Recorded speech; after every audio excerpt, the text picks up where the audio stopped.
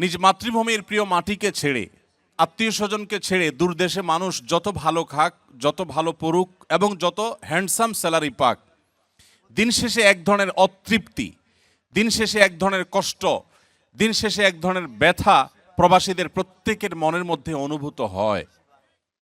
কারণ আমি নিজে 10টি বছর প্রবাসে কাটিয়েছি, আমি জানি প্রবাসীদের মনের যে বেদনা, এটা দেশে যারা থাকে তারা বেশিরভাগ ক্ষেত্রে উপলব্ধি করতে পারে না।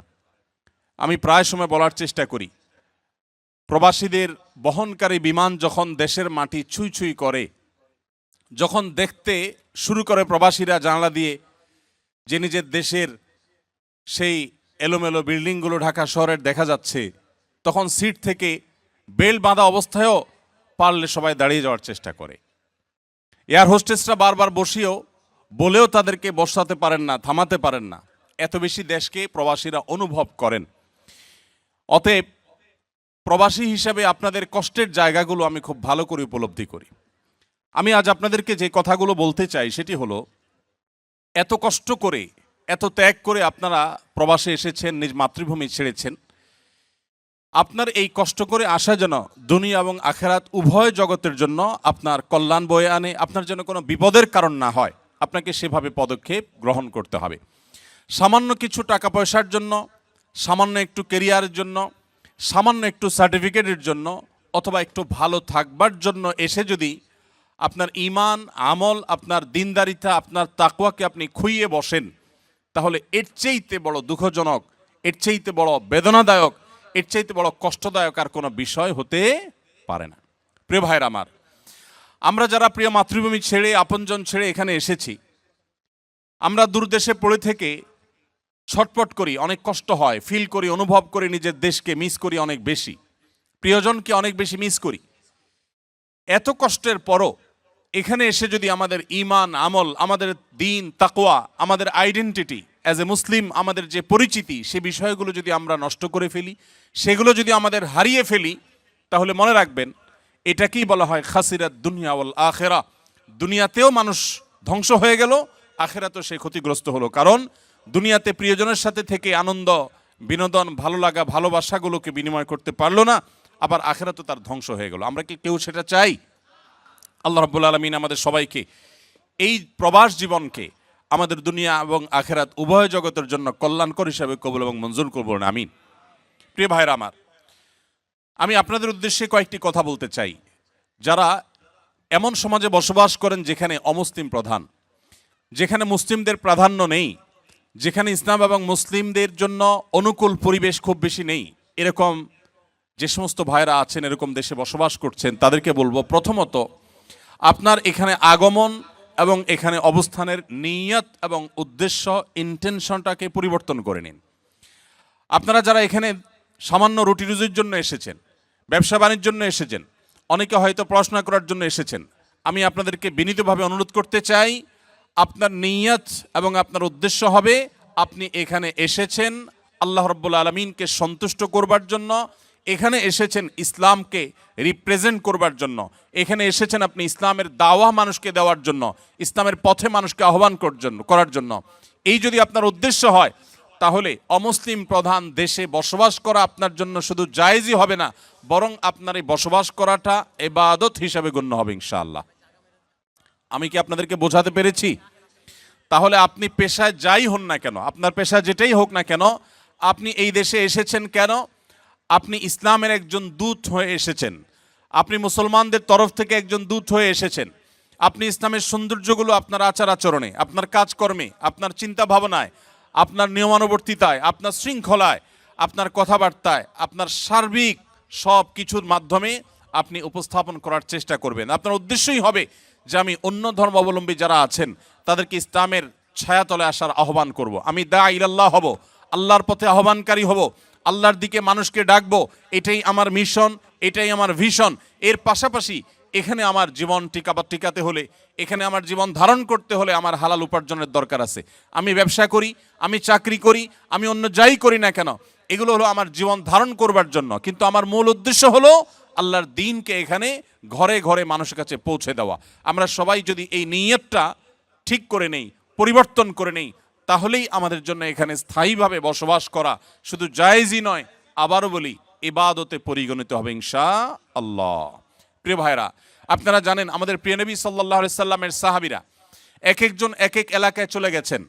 কোন সাহাবীর কবর পাওয়া যায় সুদূর চায়নায়, কোন সাহাবীর কবর পাওয়া যায় টার্কিতে, কোন কোন সাহাবীর পাওয়া যায় ইজিপ্টে। বিভিন্ন এলাকাতে বিভিন্ন দেশে এক একজন সাহাবীর কবর বা অনেক সাহাবীদের কবর পাওয়া যায়।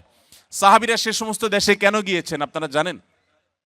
কোন সাহাবী নবী করিম সাল্লাল্লাহু আলাইহি সাল্লামের ভালোবাসার মদিনা শহর ছেড়ে কেউই কিন্তু পার্থিব কোনো কারণে কখনো যাননি। মদিনা ছেড়ে কেউ কখনো 2 পয়সা রুজি করার জন্য কোনো জায়গায় কোনো সাহাবী অন্তত যেতে পারেন না। প্রিয় ভাইরা আমার, যত সাহাবীদের কবর আমরা দেখি পৃথিবীর প্রান্তে প্রান্তে ছড়িয়ে আছে, তারা সবাই গিয়েছেন মুহাম্মদ সাল্লাল্লাহু আলাইহি সাল্লামের যে দিন তারা পেয়েছেন সেই দিনকে অন্যদের মাঝে পৌঁছে দেওয়ার জন্য, তাবলীগের জন্য, প্রচারের জন্য, দাওয়াতের জন্য তারা বের হয়েছেন। অতএব সেই একই উদ্দেশ্য আজও যদি আমাদের হয়, তাহলে আগামীর পৃথিবী হবে ইসলামের পৃথিবী, আগামীর পৃথিবী হবে মুসলমানদের পৃথিবী, আগামীর পৃথিবী হবে সুখ এবং স্বাচ্ছন্দ্যময় পৃথিবী। আগামী পৃথিবীতে ডিপ্রেশন থাকবে না, আত্মহত্যা থাকবে না, মানুষ কষ্টে থাকবে না। কারণ ইসলাম মানেই শান্তি। ইসলাম মানুষকে শান্তির পথে আহ্বান করে, দুনিয়ার শান্তি নিশ্চিত করে, আখিরাতের শান্তিও নিশ্চিত করে। অতএব আমাদের উদ্দেশ্য হবে আমরা এই দেশে এসেছি, বসবাস করছি আল্লাহর দ্বীনকে প্রচার করবার জন্য, মানুষকে ইসলামের পথে আহ্বান করার জন্য। আমরা সবাই নিয়ত করে নেব তো ইনশাআল্লাহ। আপনি হয়তো বলতে পারেন যে আমি একজন সাধারণ শিক্ষিত মানুষ বা আমি একজন মাদ্রাসা পড়ুয়া নয় এরকম মানুষ, আমি কিভাবে আল্লাহর দ্বীন এর পথে মানুষকে আহ্বান করব? আমি সে বিষয়ে আসবো ইনশাআল্লাহ। খুবই সহজ এবং খুবই সিম্পল একটি বিষয়। আমরা যদি চাই প্রত্যেকটা মানুষ দ্বীনের দায়ী হতে পারি। নবী করিম সাল্লাল্লাহু আলাইহি সাল্লামের সাহাবীদের মধ্যে একেবারে সাধারণ থেকে সাধারণ সাহাবীও আল্লাহর দ্বীনকে প্রচার করবার জন্য বেরিয়ে গেছেন। তাদের মাধ্যমে শত শত মানুষ মুসলমান হয়েছেন। আজ যে আপনি মুসলিম, আজ যে নিজে আপনি গর্ব করেন যে ইসলামের পরিচয় পরিচিত করান, মনে রাখবেন সাহাবীরা পৃথিবীর বিভিন্ন দেশে দেশে যদি ইসলাম প্রচারের উদ্দেশ্যে না বের হতেন, তাহলে আপনার আমার বাপদাদারা, আমাদের পূর্বপুরুষরা তারা মুসলমান হতে পারতেন না। আমরাও কিন্তু মুসলমান এই পরিচয় গর্বের সাথে দিতে পারতাম না। অতএব আমাদের আগামীর পৃথিবী যদি মুসলমানের পৃথিবী হয়, আগামীর পৃথিবী যদি ইসলামের পৃথিবী হোক, সেটা আমরা চাই, তাহলে আমাদের উদ্দেশ্য হতে হবে আদ-দাওয়াতু ইলাল্লাহ, বা আল্লাহর পথে মানুষকে আহ্বান করা। আল্লাহর পথে আহ্বানকারী হব তো ইনশাআল্লাহ। মনে রাখবেন, আপনি একা ইবাদত বন্দেগী করে খুব অল্প পরিমাণ সওয়াব কামাতে পারবেন, কিন্তু আপনি যদি দাওয়াত দিয়ে মানুষকে ইসলামের পথে আনতে পারেন, যত মানুষ আপনার মাধ্যমে আসবে কিয়ামত পর্যন্ত, এই সব মানুষগুলো যত নেক আমল করবে, আল্লাহ রাব্বুল আলামিন আপনার আমল নামাতে সেই পরিমাণ সওয়াব দাখিল করাবেন, প্রবেশ করাবেন। এজন্য ভাইরা আমার, ইসলামের দাওয়াতের এই কাজ আমাদের প্রত্যেকের মিশন হতে হবে, ভিশন হতে হবে। আল্লাহ আমাদের সবাইকে সে তৌফিক দান করুন। দ্বিতীয়ত যে বিষয়টি বলবো তা হলো, আপনারা এদেশে এসেছেন ইসলাম প্রচারের স্বার্থে, কাজের স্বার্থে তো আপনারা এদেশের ভাষা শিখেনি, কিন্তু ইসলাম প্রচারের উদ্দেশ্যে আপনারা এদেশের ভাষাকে খুব ভালো করে রপ্ত করবেন। বিশেষ করে ওলামা একরাম এখানে আছেন, আমি তাদেরকে বিশেষভাবে বলতে চাই, আর আমার সম্মানিত শ্রোতা ভাইদেরকে বলতে চাই, বোনদেরকে বলতে চাই, আপনারা সবাই এই দেশের ভাষা সবচেয়ে গুরুত্ব দিয়ে আপনারা শিখে ফেলবেন। উদ্দেশ্য হবে কি, আমি ভাষা শিখলে আমার চাকরিটা একটু ভালোভাবে হয়তো আমি করতে পারবো, আমার হয়তো অবস্থানটা মজবুত হবে, আমি হয়তো ব্যবসাটা আরো সুন্দরভাবে করতে পারবো। উদ্দেশ্য হয়তো পার্থিব হতে পারে, কিন্তু এই ক্ষেত্রে আপনার উদ্দেশ্যকে ঠিক করে নেন। আমি ভাষা শিখবো কেন? এই কোরিয়ান ভাষা দিয়ে আমি কোরিয়ান ভাইদেরকে, যারা আমাদেরকে তাদের দেশে বসবাস করার সুযোগ দিয়েছে, যারা তাদের দেশে আমাদেরকে ওয়েলকাম করেছে, এদের দেশের অনেক সুন্দর দিক আছে আপনারা জানেন। তারা অনেক সুশৃঙ্খল, তারা সত্যবাদী, তারা কোনো মিথ্যা বলে না, তারা কোনো ছল ছাতুরিতে যায় না, তাদের মধ্যে অনেক ভালো ভালো দিক আছে, গুণ আছে। দুঃখের বিষয়, মুসলমান নামধারী হলেও আমরা অনেকে সে সমস্ত গুণগুলো নিজেদের মধ্যে ধারণ করতে পারি নাই। তো এই মানুষগুলো যারা আমাদেরকে এই যে এখানে এত সুন্দর একটা প্রোগ্রাম করার সুযোগ দিয়েছে, একটা বিশ্ববিদ্যালয় মাঠে এত চমৎকার করে ভিনদেশি মানুষদেরকে তারা কাজের সুযোগ দিয়েছেন, আমি ব্যক্তিগতভাবে তাদের সবার প্রতি কৃতজ্ঞতা জ্ঞাপন করছি, যারা এই সুযোগ দিয়েছেন এবং সামনেও তারা এই সুযোগ দিবেন বলে আমরা আশা করি। তো এই যে সুযোগ তারা দিচ্ছেন আমাদেরকে, তাদের প্রতি আমাদের দায় আছে না নেই? আমরা জান্নাতে কি একা যেতে চাই, না তাদেরকে নিয়ে যেতে চাই? আল্লাহ রাব্বুল আলামিন আমাদের সবাইকে, আমাদের কোরিয়ান ভাইদেরকে নিয়ে জান্নাতে যাওয়ার তৌফিক দান করুন। আমরা তাদেরকে অনন্ত অসীমকালের সুখের ঠিকানা দেখতে চাই কি চাই না? যদি চাই, তাহলে তাদের ভাষা আমাদেরকে শিখতে হবে, কারণ তাদের ভাষা শিখলে আমি ইসলামটাকে আমি আমার মতো করে তাদের বোঝার মতো করে আমি উপস্থাপন করতে পারবো। এই জন্য ভাইরা, আপনারা কোরিয়ান ভাষাটা খুব ভালো করে রপ্ত করবেন। আবার বলছি, উদ্দেশ্য হবে যে আমি তাদেরকে আল্লাহর পথে আহ্বান করব। আমি জাপানে গিয়েছি, টোকিওতে আমি বাংলাদেশি প্রবাসী ভাইদেরকে দেখেছি। অনেক বাংলাদেশি ভাইরা আছেন যাদের হাতে অগণিত জাপানিজরা মুসলমান হয়েছেন। মনে রাখবেন, তাদের বেশিরভাগ মানুষ কোনো ধর্ম বিশ্বাস না করলেও সেই মানুষগুলোর মধ্যে হক এবং ভালোকে অনুসন্ধান করার এক মানসিকতা আছে। কারণ নবী সাল্লাল্লাহু আলাইহি ওয়াসাল্লাম বলেছেন, কুল্লু মাউলুদিন ইউলাদু আলাল ফিতরা, প্রত্যেকটি শিশু, প্রত্যেকটা মানুষ জন্মগ্রহণ করে প্রকৃতিগতভাবে মুসলমান হয়ে, তার ভিতরে ইসলামের প্রতি টান থাকে, ঈমান থাকে, এটা নিয়ে সে দুনিয়াতে আসে। অতএব তাদের মধ্যে সত্যের অনুসন্ধান আছে। আমরা সেটাকে যথাযথভাবে উপস্থাপন করতে না পারা, এটা আমাদের দুর্বলতা, এটা আমাদের ব্যর্থতা।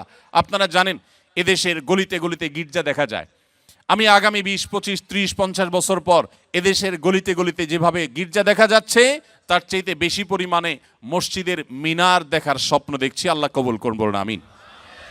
আপনারা কি চান এদেশের গলিতে গলিতে এভাবে মসজিদের মিনার হোক? আপনারা কি চান সেটা? যদি চান, আপনাদের প্রত্যেককে দায়ী হইতে হবে, ইসলাম প্রচারক হতে হবে। আপনারা যদি দায়ী হতে রাজি থাকেন, আমি প্রতিশ্রুতি দিচ্ছি, ইমাম সাহেবগণ, ওলামা একরাম আছেন, তারা যদি বলেন যে আমাদের প্রবাসী ভাইদের মধ্যে বিশেষায়িত প্রোগ্রাম করে কেউ যদি দায়ী আল্লাহ হতে চান, ইসলাম প্রচারে কাজ করতে চান, তাহলে আমরা তাদেরকে বিশেষভাবে প্রশিক্ষণ দেওয়া, তাদেরকে সময় দেওয়া, তাদের জন্য আলাদা প্রোগ্রামের অ্যারেঞ্জ করার জন্য আমি ইনশাল্লাহ সময় দিতে প্রস্তুত আছি। ভাইরা আমার, ডক্টর জাকির নায়েক কি কোনো মাদ্রাসায় পড়ালেখা করেছেন? তিনি যদি একজন জেনারেল শিক্ষিত মানুষ হয়ে, একজন চিকিৎসক পেশায় একজন চিকিৎসক হয়ে যদি আল্লাহর দ্বীনের পথে গোটা পৃথিবীর মানুষকে আহ্বান করতে পারেন, তাহলে আপনি আমি পারবো কি পারবো না? ইনশাআল্লাহ। আমাদের সবার এর জন্য সৎ সাহস লাগবে।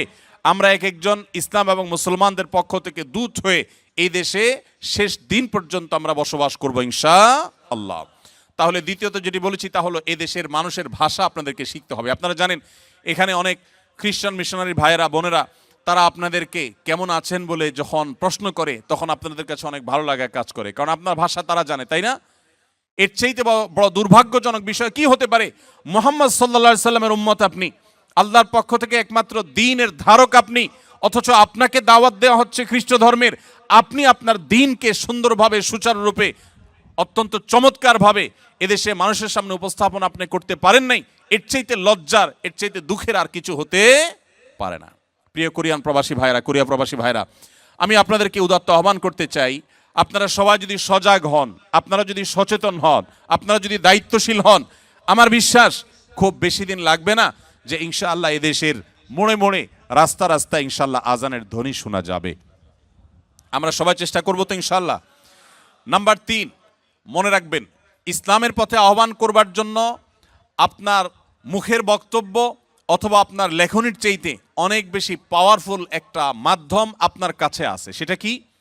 সেটা হলো আপনার আমার নিজেদের আচার আচরণ, আমাদের কাজ কারবার, এই বিষয়গুলো অন্য ধর্মাবলম্বীদেরকে যেন ভাবতে বাধ্য করে যে মুসলমানদের দ্বীন এতটাই সুশৃঙ্খল, এতটাই চমৎকার, এই দ্বীন সম্পর্কে জানতে যেন তারা আগ্রহী হয়, তারা যেন কৌতূহলী হয়, তাদের মধ্যে যেন আগ্রহ জাগে, আগ্রহ জন্মায় যে ইসলামটা কি, তারা যেন জানতে চেষ্টা করে। এই জন্য ভাইরা, আমি আপনাদেরকে বলতে চাই, আপনারা এক একজন এখানে যারা আছেন, আপনারা প্রত্যেকে 2টি করে ডিপার্টমেন্টে আপনারা রিপ্রেজেন্ট করছেন।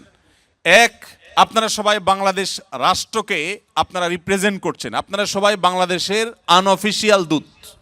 অফিসিয়াল রাষ্ট্রদূত একজন থাকলেও আপনারা প্রত্যেকে বাংলাদেশকে এখানে রিপ্রেজেন্ট করছেন। অতএব আপনারা সবাই বাংলাদেশের দূত। বাংলাদেশকে তারা দেখে না, তারা আপনাকে দেখে। আপনাকে দেখে তারা বাংলাদেশকে মূল্যায়ন করবে। ঠিক একইভাবে গোটা বিশ্বের মুসলমানদের দূত হিসাবে আপনারা ভূমিকা রাখছেন। গোটা বিশ্বের মুসলমানদেরকে তারা দেখে না, তারা আপনাকে দেখে। আপনার আচার আচরণ, আপনার কাজ কারবার, আপনার নিয়ম শৃঙ্খলার প্রতি শ্রদ্ধাবোধ, এদেশের যে আইন রয়েছে, এদেশের যে নিয়ম রয়েছে, এদেশের যে শৃঙ্খলা রয়েছে, সেটাকে যদি আপনি সর্বাপেক্ষা শ্রদ্ধা করেন, মেনে চলেন, আপনার যদি সুন্দর লেনদেন থাকে, আপনার কাজ কারবার থাকে, আপনার আচরণের মধ্যে মাধুর্য থাকে, আপনার পরোপকার করার মানসিকতা থাকে, তাহলে মনে রাখবেন, তারা আপনাকে দেখে ইসলামকে জানার ব্যাপারে আগ্রহী হয়ে উঠবে এবং দিন শেষে মানুষ ইসলামের পথে আসবে ইনশাআল্লাহ। মনে রাখবেন, আমাদের প্রিয় নবী সাল্লাল্লাহু আলাইহি সাল্লামের বক্তব্য শুনে যত মানুষ মুসলমান হয়েছেন, তার চাইতে বেশি তার মহানুভবতায়, তার সিরাত, তার জীবন দর্শনে আকৃষ্ট হয়ে মানুষ ইসলামে এসেছেন।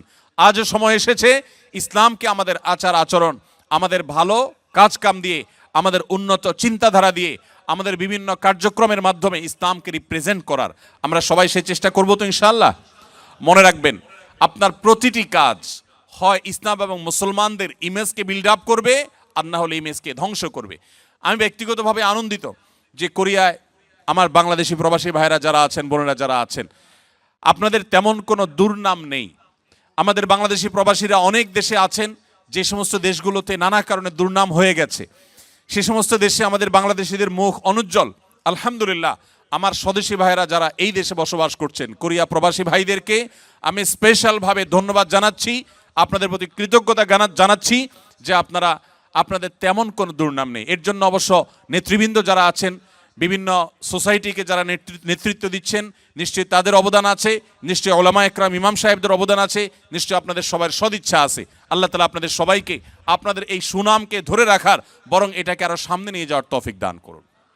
ভাইরা আমার, তাহলে আমার তৃতীয় পয়েন্টটি হলো যে আপনার সুন্দর আচরণ, আপনার কথাবার্তা, আপনার আইন শৃঙ্খলাকে মেনে চলার মানসিকতা, আপনার সার্বিক আচার আচরণ দ্বারায় আপনি ইসলামের পথে মানুষকে আহ্বান করবেন। আপনার কর্মকাণ্ডই দাওয়াত দিবে ইসলামের পথে মানুষকে।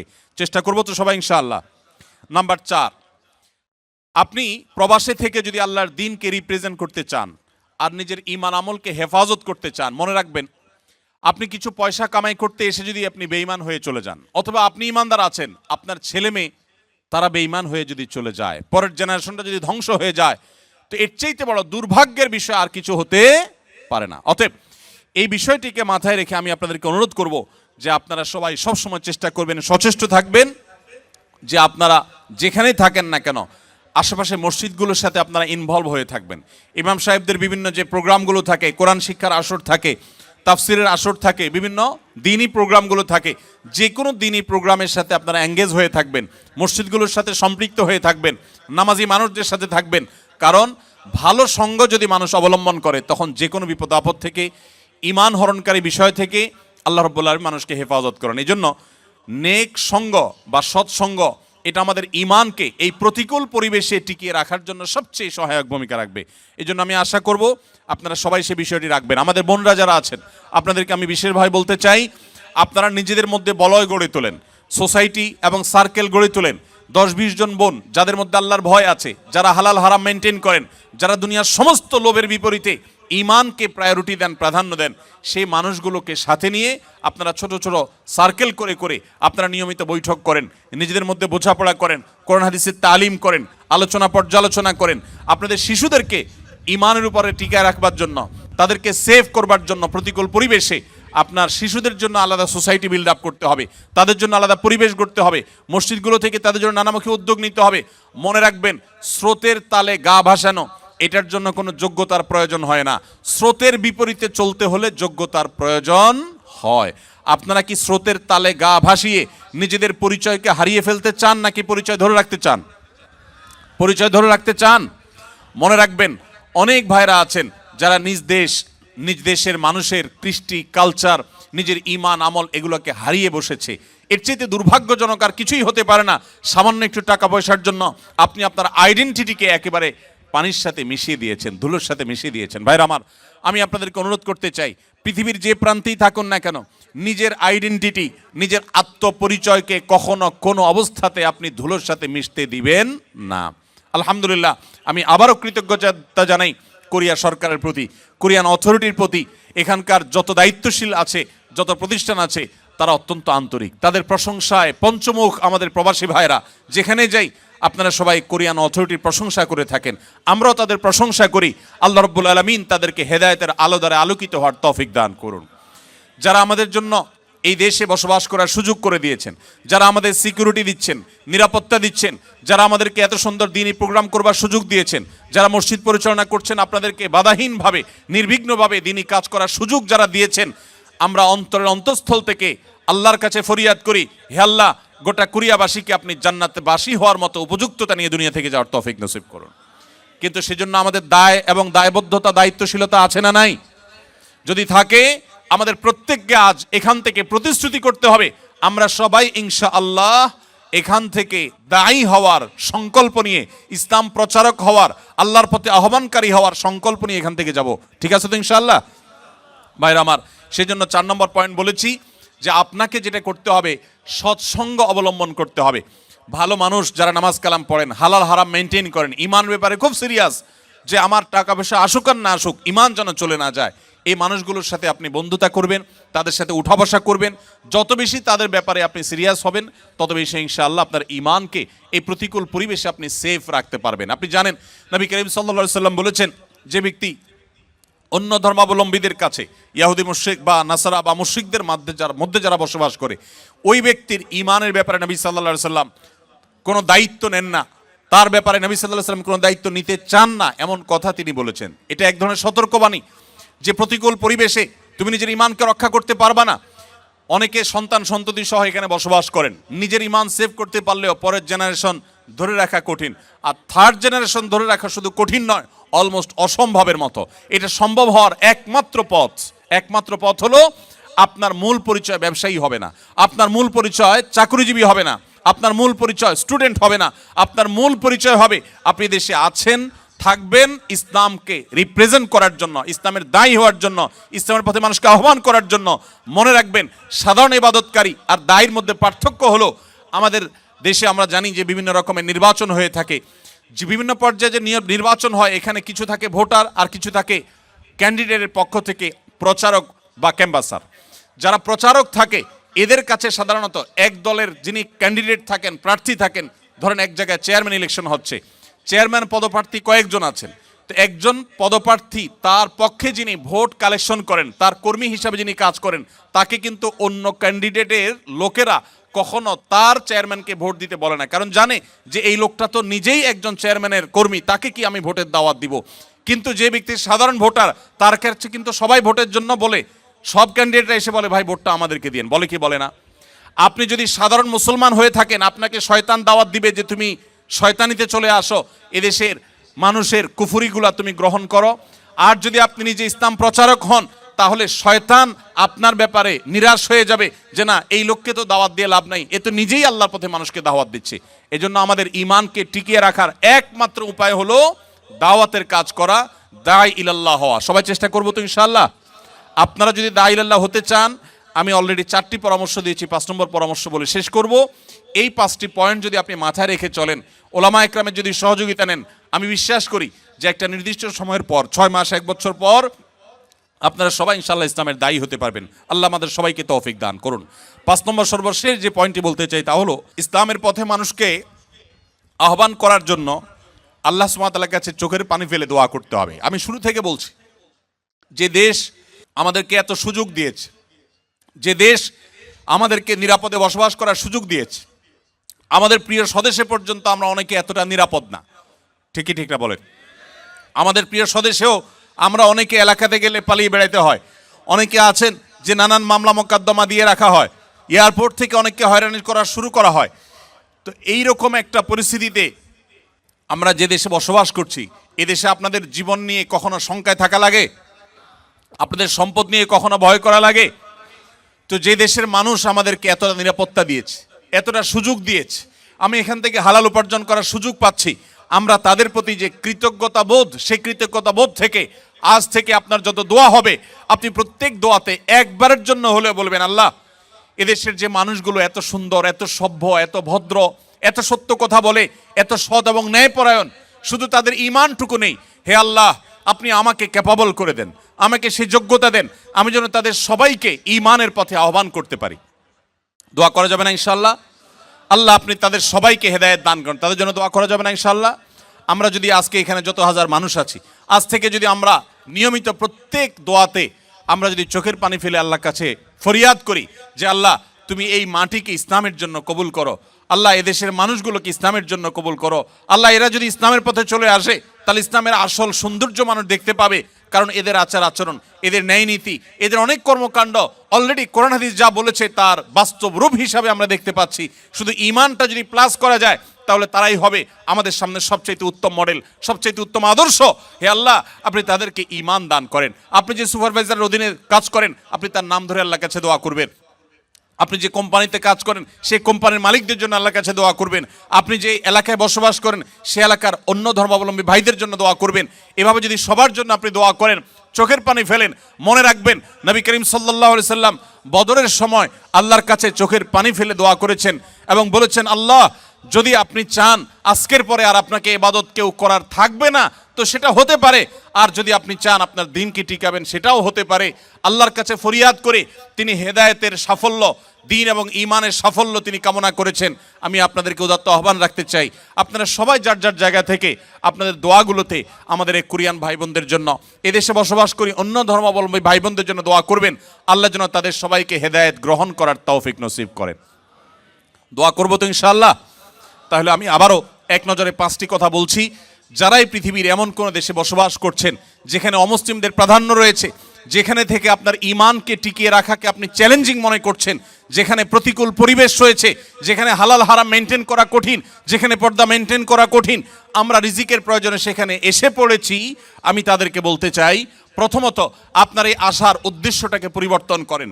টাকা পয়সার জন্য, চাকরি বাকরি বা ব্যবসা বাণিজ্যের জন্য নয়, আপনার এখানে থাকাটাই হবে আল্লাহর দ্বীনকে মানুষের সামনে রিপ্রেজেন্ট করবার জন্য, দাওয়া ইলাল্লাহর জন্য, আল্লাহর পথে মানুষকে আহ্বান করার জন্য, জাহান্নাম থেকে মানুষকে জান্নাতের পথে আনার জন্য, মানুষকে মুক্তির পথে দেখাবার জন্য আপনি আসছেন।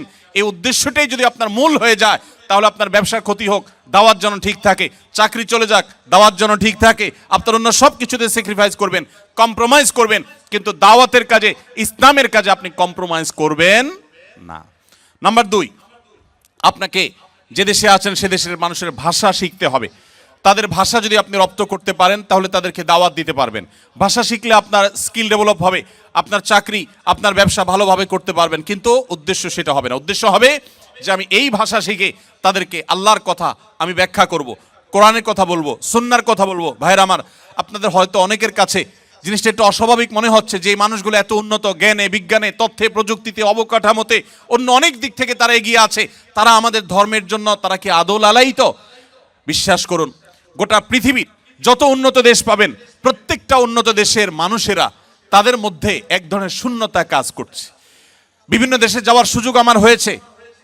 আপনারা একটু ডানে বামে যদি খেয়াল করেন, গভীরভাবে দেখবেন যে সুখের মধ্যে থাকা মানুষগুলো, বাহ্যিকভাবে সুখের মধ্যে থাকা মানুষগুলোর মানসিক একটা কষ্ট আছে, যন্ত্রণা আছে।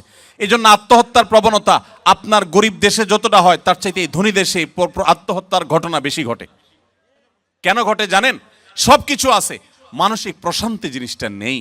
এই মানসিক প্রশান্তি, আল্লাহর কসম, ঈমান ছাড়া, ইসলাম ছাড়া মানসিক প্রশান্তি আসার আর কোনো পথ পৃথিবীতে খোলা নেই। আল্লাহর দ্বীন ছাড়া, ইসলাম ছাড়া শান্তি আসার কোনো পথ খোলা নেই। অতএব আপনার নিজেকে আপনাকে হীনমন্যতাকে ছুঁড়ে ফেলে দিতে হবে।